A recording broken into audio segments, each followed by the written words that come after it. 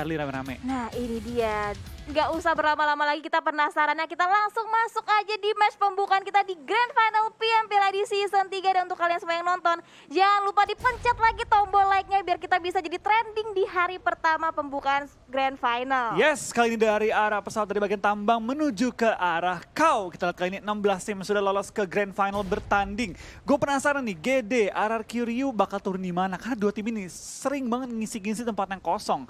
Kalau kita perhatikan sekarang, Aerowolf dan juga SG nggak berpindah tempat, tampaknya pertigaan pun bakal dikontrol sama tim victim. Kayaknya Mystery turun di pertigaannya Sunhawk. Dan kita bakal tim-tim lain, kayaknya nggak ada perubahan yang drastis. Tapi kalau diperhatikan kali ini GD bener menuju ke arah Camp Charlie dan mungkin bakal clash dengan tim DU kali ini. Itu dia, kita lihat split position yang dilakukan oleh tim Dewa United cukup jauh splitnya. Camp Charlie menjadi jangkauan tim Dewa United selanjutnya, dan di sisi lainnya tim Geek itu berhasil bisa touchdown ke drop zone tanpa ada gangguan dari tim-tim lainnya. Betul, dan game pertama tampaknya kita disuguhi dengan circle yang pindah ke bagian kiri dari map Sunhawk. So kita bakal melihat mungkin circle ke bagian Pulau Alpha ataupun ke Pulau Charlie, tapi bagian-bagian jembatannya. Ya benar banget, ini bakal menarik banget sih Kavlo, map pembukaan kita di Sunhawk. Dan juga banyak tim-tim yang udah yang tidak lolos kemarin itu drop zone-nya benar-benar kosong banget.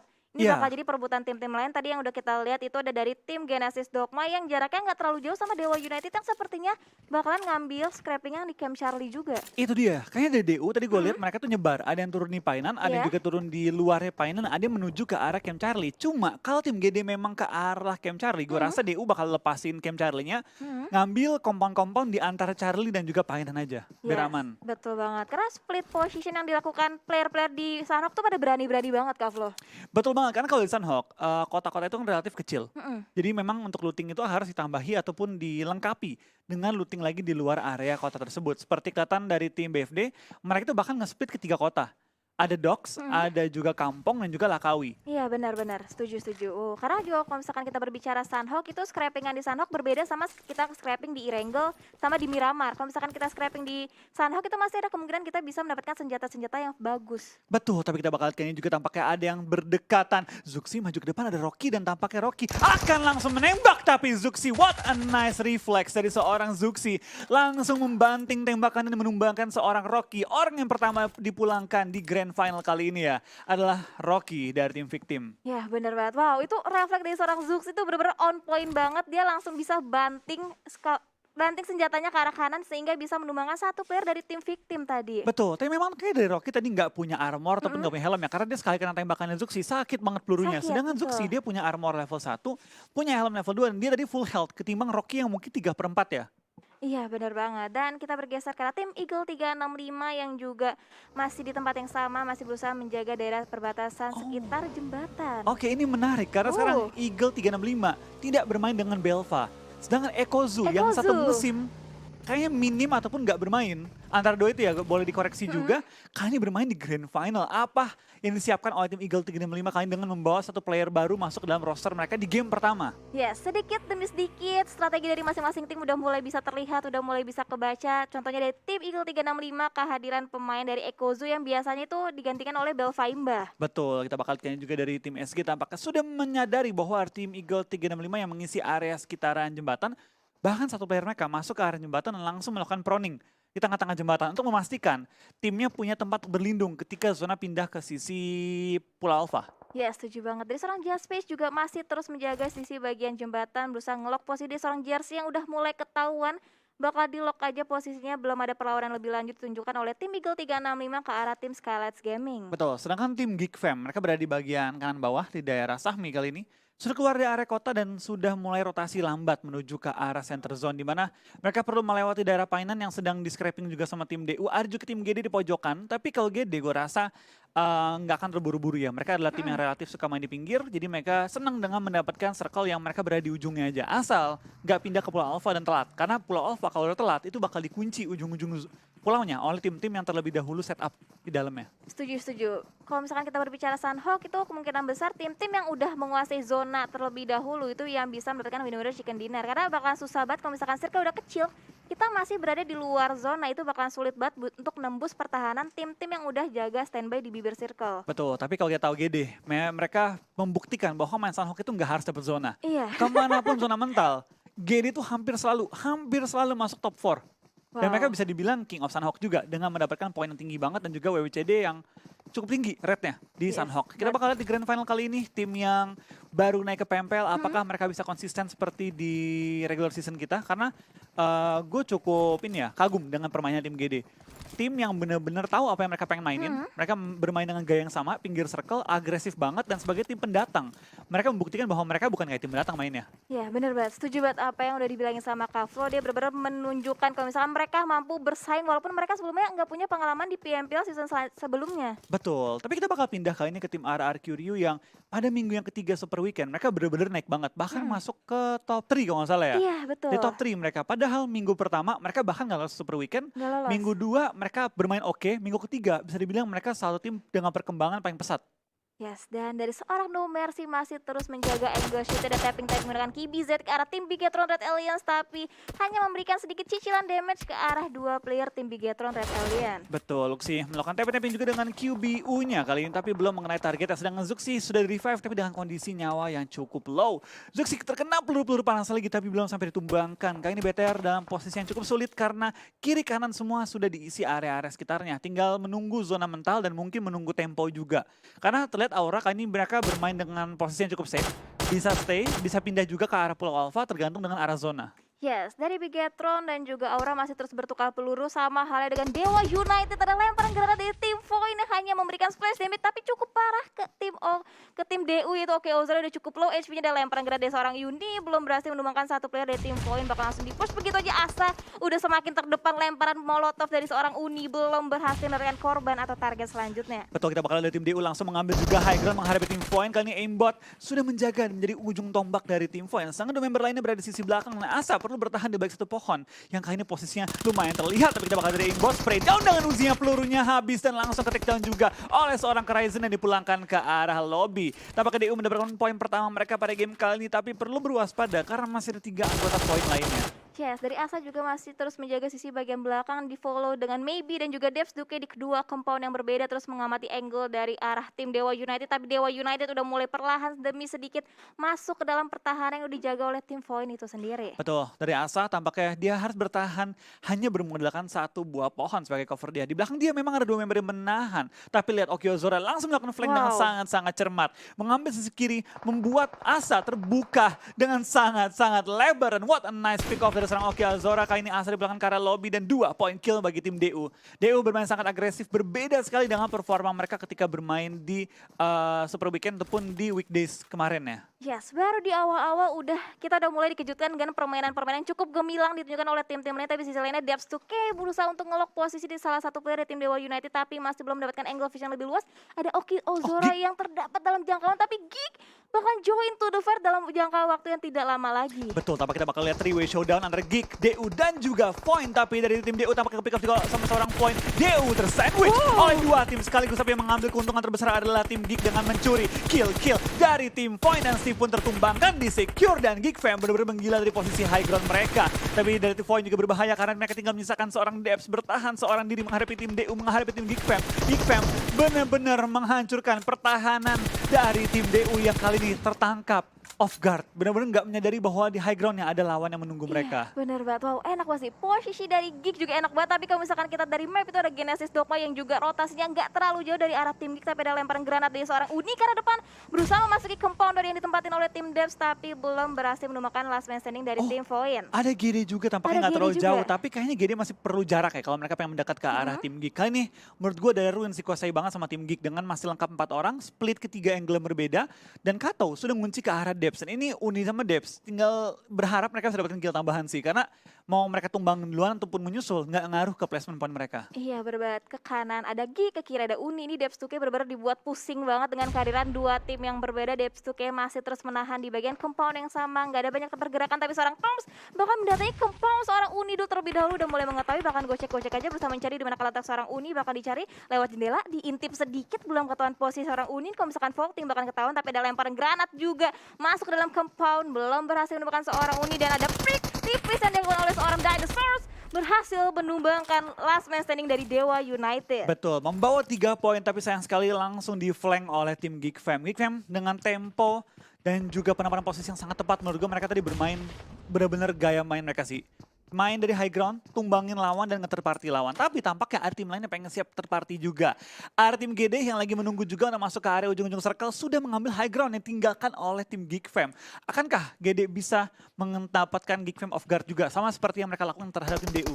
Itu dia, Geek dia habis ngelock posisi dari tim Void, di-lock juga posisinya oleh tim Genesis Dogma yang bakal join to the fight. Ada spray lanjut menggunakan UMP dari seorang Dinosaurs. Akhirnya bisa memfinish last man standing dari tim Void, tapi mereka bakalan kedatangan tamu baru lagi yaitu dari Genesis Dogma. Betul, kita bakal kali ini juga dari circle pun pindah dan menjadikan circle ini circle galau. Antara 3 pulau sekaligus. Iya benar. Apakah mau ke Alpha, apakah mau stay di Bravo, atau akankah ada tim-tim yang langsung mengambil ujung dari pertigaannya? Sama seperti tim Aura. Aura menurut gue paling enak sekarang. Mereka punya bener-bener center dari 3 pulau ini. Kemanapun circle pental, mereka bisa pindah. Kalau, dengan catatan, kalau tidak ada menghalangi mereka keluar dari komponen mereka. Karena BTR mengambil high ground dan juga ada victim di seberang yang sudah menghalangi jalur mereka. Yes, berbeda dengan catatan kalau misalkan tim-tim lain galak posisinya, tapi di sisi lain dari seorang Audrey galak posisi seorang Voldemort berhasil bisa mendapatkan 1 knock, yaitu dibantu dengan seorang Anthem double pick berhasil mendapatkan 1 player dari tim RRQ. Betul, tapi tampak kita bakal Eagle 365 mengunci posisi dari tim arah kiri dan mereka juga kayaknya dikunci oleh NRPK yang melakukan flank ke arah kiri. Tapi tampaknya Audrey yang terkena peluru-peluru panas menyadari bahwa ada yang nge-flank dan langsung menjaga posisi dia.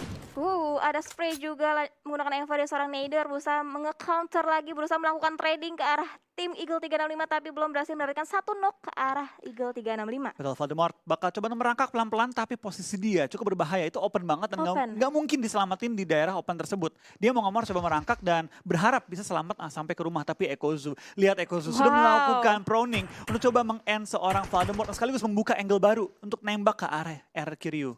Dan sebenarnya posisi Ekozu belum ketahuan dan finishing point berhasil bisa dilakukan dengan sangat baik oleh Ekozu. Dan sementara waktu itu seorang Nader masih terus ngelock posisi ke arah high ground, bisa mendapatkan angle visionnya lebih luas lagi ke Eagle 365. Betul, Eagle kali ini mereka bakal menahan posisi mereka, tapi Circle pun sudah bergerak dan RRQ mereka punya 1 bagi, tapi jalurnya jembatan pun sudah dikunci oleh Anthem kalau nggak salah. Iya, oleh betul. Eagle 365, jadi RRQ mau nggak mau harus cari jalur lain ataupun lewat laut. Iya, benar-benar setuju sama apa yang dibilangin sama Kavlo, dan sebenarnya dari Warung juga lebih milih untuk melakukan repositioning untuk sementara waktu karena mereka udah sulit banget kalau misalkan pengen commit fight ke arah tim Eagle 365. Karena kalau misalkan dari segi posisi, Eagle 365 tuh lebih diuntungkan daripada tim RRQ. Betul, sangat diuntungkan ketimbang tim RRQ Rio. Tapi kalau kita lihat kali ini juga dari tim RRQ tahu sekiranya kayaknya mereka nggak mau fight lagi sih. Mereka tahu bahwa mereka kalah posisi, zona pun sudah bergerak dan mereka perlu cari solusi untuk pindah posisi kali ini.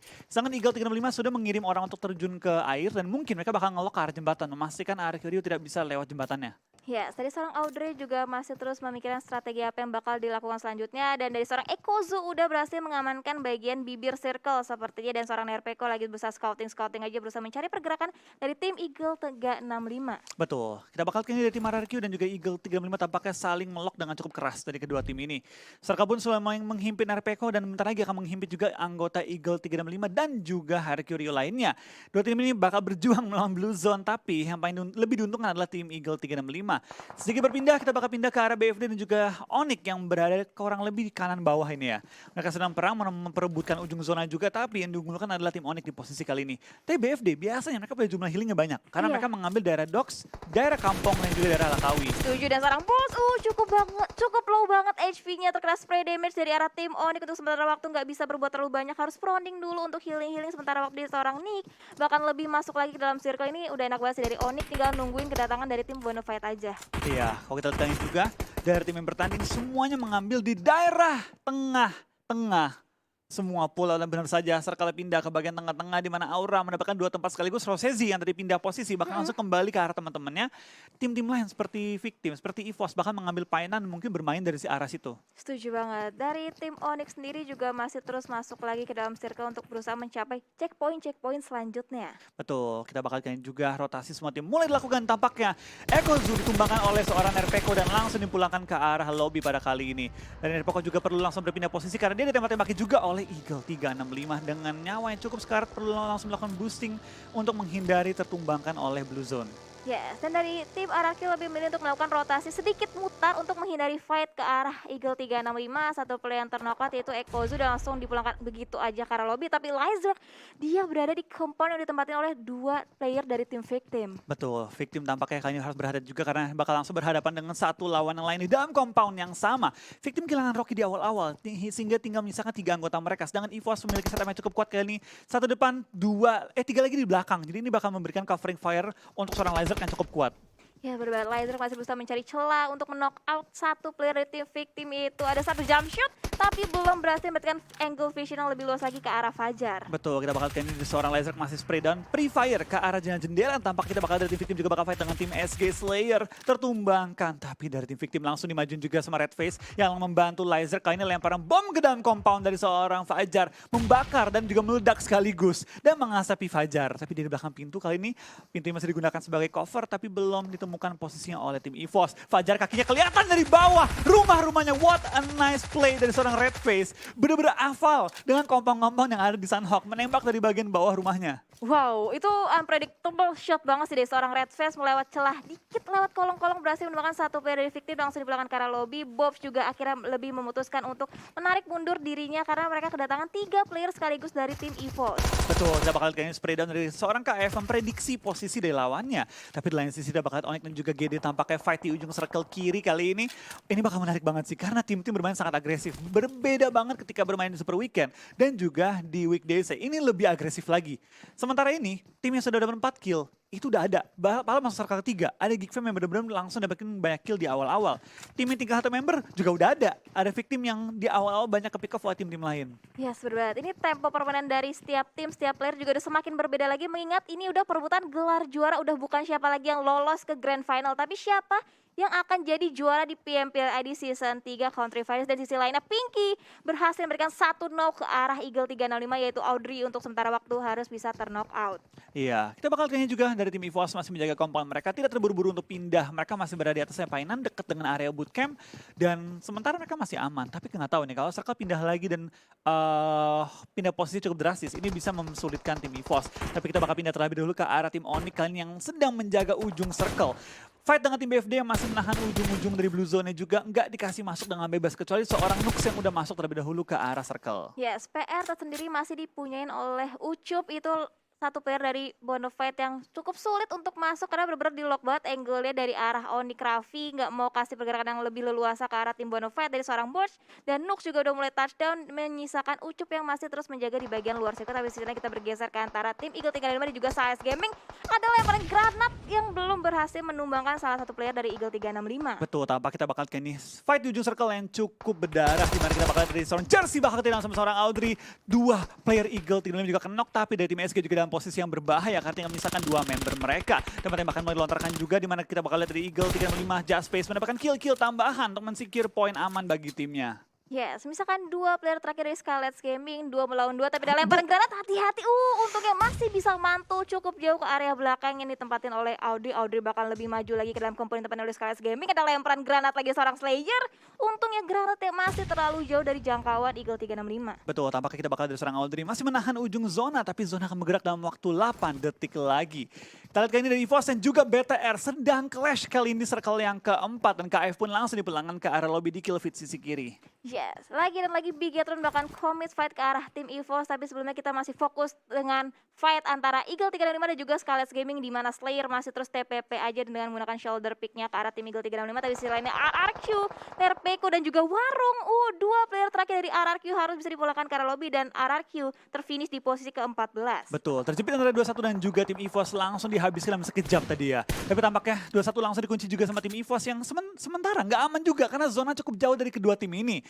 Seberapa lama mereka bisa bertahan dari kedua tim ini berbahaya banget ya. Karena Blue Zone pun sudah pindah ke bagian center yang menyulitkan cukup banyak tim. Termasuk EVOS, termasuk 21 dan tim-tim sekitar area mereka. BTR masih depan mereka dan akan menghalangi 2 tim ini sekaligus. Yes, Cisun juga nggak bisa berbuat terlalu banyak karena terkena suppressing fire dari arah tim EVOS. Red Face terus nge-lock posisinya ke arah Cisun tapi belum berhasil mendapatkan satu knock. Yang justru mendapatkan knock adalah dari tim Genesis. Dogma mendapatkan satu knock menggunakan AWM-nya. Betul, kita bakal kayaknya juga dari tim-tim yang bertanding kali ini. Cukup banyak yang sudah mulai menahan sakitnya Blue Zone dan Blue Zone sudah mulai sakit juga.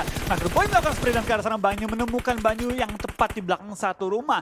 Kita bakal lihat kayaknya dari tim EVOS tinggal menyisakan 2 dari 21 juga tinggal menyisakan 1 member lagi yang masih 2 member lagi bertahan di balik sakitnya Blue Zone kali ini.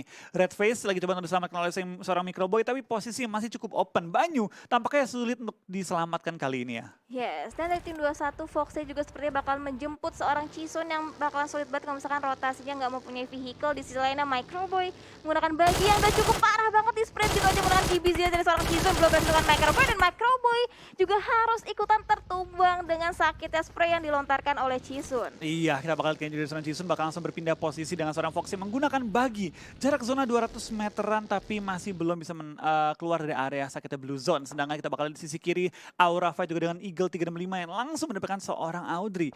Onyx pun mulai terlihat sedang rotasi tapi mereka berseberangan dengan tim Geden. Di belakang mereka masih ada tim BFD yang masih menyaksikan posisi rotasi dari tim Onyx. Tapi spray down dari Daybot menuju ke arah Foxen tampaknya 21 bakal dipulangkan ke arah lobby juga dengan bawa 5 poin kill pada game kali ini. Yes, inilah kerugian kalau misalkan kita telat masuk ke dalam circle selanjutnya. Aduh, keburu banyak tim yang udah mulai touchdown di bagian bibir circle. Tapi sementara kita bergeser ke tim Genesis Dogma yang udah mulai touchdown, udah mulai pergerakan dari Bigetron dan Aliens juga. Tapi belum ada open fire juga yang dilontarkan ke arah tim Bigetron. Iya, kita bakal lihat dari tim GD masih lengkap dengan 4 anggota mereka hingga sekarang. Dan tampaknya Victim juga bakal pulang di posisi ke-12 membawa 0 poin kill. Cukup banyak tim sudah mulai tumbang, tinggal menyisakan 11 tim dari 31 individu yang masih live. Dikarenakan cukup banyak tim yang pincang juga. Aero tinggal 1, Eagle 365 tinggal 1, EVOS tinggal 1. Banyak banget tim-tim yang tinggal menyisakan 1 player mereka. Yes, dan juga dari Aero berhasil memberikan 1 pick lagi, yaitu last man standing Hazeldat masih bisa memberikan 1 knock tapi belum berhasil bisa untuk jadikan confirm kill. Tapi kita bergeser ke tim Onyx. Di sini Bintang masih menjaga compound di bagian bibir circle tapi mereka harus lebih masuk lagi ke dalam circle mengingat compoundnya sebentar lagi bakal keluar dari circle. Iya, kita bakal lihat dari tim GD tampaknya masih kesulitan mencari ujung circle tapi harus Nichil udah masuk ke bagian ujung-ujung dari safe zone-nya. Onyx sedang menghalangi anggota GD lainnya untuk masuk dalam circle tapi mereka juga harus maju sedikit lagi. Dan compound yang mereka punya itu cuma dikit dong masuknya.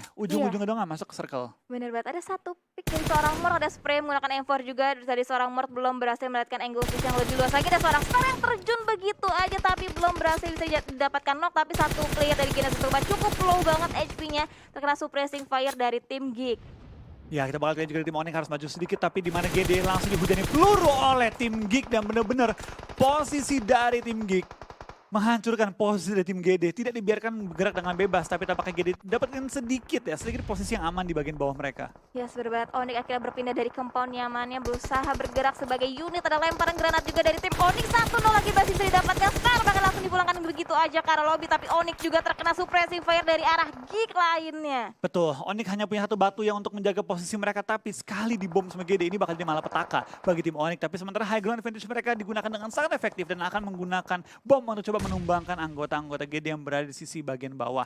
10 detik hingga zona bergerak. So kita bakal melihat kali ini apakah dari tim Onyx bisa merush tim GD dan coba mengambil posisi mereka. Yes, dan EVOS juga harus terfinish di posisi ke-9. Sementara itu Rozezi dan juga Jaden harus ke pick off gara-gara lemparan granat dari seorang Izra. Berarti buy one get one granat berarti bisa didapatkan. Di sisi lain bakal langsung di-push begitu aja. Compound ditempatin tapi ada lemparan molotov. Kebakar tapi Ponbit masih bisa menggocek-gocek, masih bisa jiggle-jiggle sehingga selamat dari lemparan molotov. Yes, sudah bakal lihat kali ini juga dari tim SG sudah pulang di posisi ke-8 menyisakan 7 tim dan juga 21 player yang masih alive.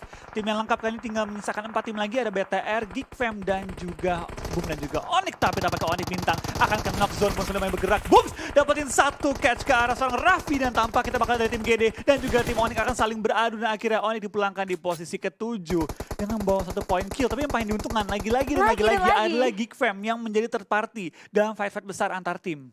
Yes, Bigetron Red Alias juga Zuxi udah ternokat belum berhasil bisa di-defend untuk sementara waktu. Di sisi lainnya Geek bener-bener enak banget, dia tinggal nyayur ke arah tim-tim lainnya. Tapi di sisi lainnya Boom juga harus membutuhkan effort yang lebih lagi untuk masuk ke dalam circle mengingat di bagian kirinya ada Bigetron Red Alien. Yes, sudah bakal kalian juga dari tim Boom tampaknya Blue Zone tidak bersahabat dengan mereka. Sudah berdua untuk player mereka dan BTR pun dalam posisi yang sulit karena tinggal 2 member yang masih aktif. Tapi Liquid mendapatkan 1 catch ke arah seorang Hydra. What a nice shot. Dan Ponbit punya clear shot ke arah Ryzen dan juga ke arah Liquid.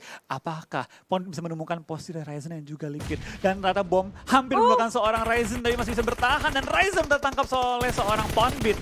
Dan kita bakal kini Ponbit posisi benar-benar apik banget menumbangkan anggota-anggota tim BTR dari posisi yang tidak terlihat oleh BTR. Dan GD pun tumbang oleh tembak-tembak menembakkan tim lawan dan benar-benar Geek Fam mendominasi banget circle kali ini. Mereka bermain sebagai unit yang benar-benar utuh, 4 orang tanpa ada take down sedikit pun. Yes, Mort juga udah mulai nge-flank ke bagian kanan yang tempatnya oleh Bigatron. Data lihat ini Mort enak banget kalau misalkan dia pengen ngebuka angle shootnya ke arah tim Bigatron, dan Zuxi berhasil memberikan 1 knock lagi ke arah tim Bombfokker. Bakal langsung dipulangkan begitu aja karena lebih di sisi lainnya ada spray gunakan yang pada seorang Mort berhasil memberikan 1 knock juga ke arah Liquid dari Bigatron. Misalkan last man standing yaitu seorang Luxi. Iya, benar-benar Geek Fam mendominasi banget dengan 4 anggota yang masih tersisa kali ini. Poundbeat pun ke-take down sama Zuxi. Kita bakal lihat kali ini tinggal 3 tim tersisa. Bonafide yang melakukan healing dan juga Zuxi seorang diri menghadapi 4 anggota dari tim Geek Fam yang terus menembak ke arah seorang Zuxi. Yes, tadi ada 1 pick tipis belum terima yang sampai, tapi Zuxi langsung di-push begitu aja dan lemparan granat, ada lemparan molotov dan juga double pick yang sangat teramat baik diperlihatkan oleh tim Geek sehingga bisa nge-clear last man standing dari Bigatron Red Alien. Betul, tapi licin kali ini healingnya bakal habis. Kita bakal lihat kali ini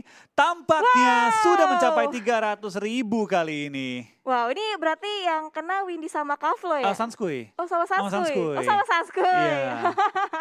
Wow, dan dari Bonafide juga gak bisa berbuat terlalu banyak, bahkan healing-healing ini Geek bener-bener agresif banget dari awal permainan Kavlo. Betul, kita bakal lihat kayaknya Geek harusnya udah clear banget chicken mereka karena licin posisi sangat-sangat jauh. Dan game pertama didominasi oleh tim Geek tanpa kehilangan 1 member pun pada game Sunhawk kita. Congratulations untuk tim Geek Fam dengan WWCD membawa total 11 poin kill dan juga 15 placement point WWCD. Wow, 11 poin kill ditambah 15 poin WWCD dan juga $100 untuk WWCD.